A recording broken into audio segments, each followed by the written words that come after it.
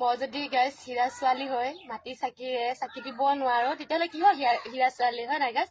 সেয়ে ভাবিলো হাতেৰে সাজি মাটি চাকিয়ে জ্বলাম আজি ঘৰত। এইফালে আমাৰ ইয়াতে মাহঁতে মাটি মানে বস্তু চস্তু একো নবনায়, মাটিৰ বাচন চাচন নবনায়। তো মাটিৰ চাকি বনাব হ'লে বালি লাগিব, ইয়াত বালিও নাই। হ'লেও মই এয়া মাৰি লৈছোঁ মাটিটো। এয়া 4-5টামান চাকি বনালো।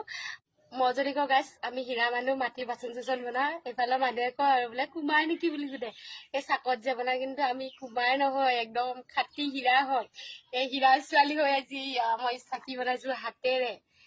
আমাৰ মাটিৰ বাচন হাতেৰে বনাই, শিল ব্যৱহাৰ কৰে আৰু সেইখন পিটনি বুলি কয় আৰু ইয়াৰে মাটিৰ বাচন চাচন বনাই। এতিয়া মই চাকি বনাম আৰু আপোনালোকক দেখাম দেই গাইছ।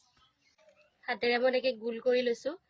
তাৰ আমাৰ তাত শিল এটা লয়, আজি হাতেৰে বনাই চাকি দিম, মনটো ভাল লাগি আছে। হীৰাৰ ছোৱালী হয়, হীৰাৰ তেজ আছে গাইছ। ইয়াত গাইছ বালি চালি দিয়া নাই ন, আৰু ভালকে মানে মাটিটো মাৰি ল'ব লাগিব। আমাৰ তাতে এতিয়া সুবিধাটো আছে, ইয়াত মই মাৰিব পৰা নাই, হাতেৰে মাৰি লৈছোঁ। ফাইনেলি মোৰ চাকি হৈ গ'ল, বোলে 15টা হৈ গ'ল। ঘৰত একদম ভাল চাইহে লগাইছিলোঁ আগতে, এতিয়া ইমানো ভাল হোৱা নাই, হ'লেও চেষ্টা কৰিছোঁ। গাইছ কেনেকুৱা হৈছে জনাব দেই। ইয়াত বালি চালি একো ব্যৱহাৰ কৰা নাই, ঘৰত আকৌ বালি চালি দিয়ে না। ধুনীয়াকৈ মাটিটো মিহি কৰি লৈ মই ইয়াত হাতেৰে মিহি কৰি লৈছোঁ।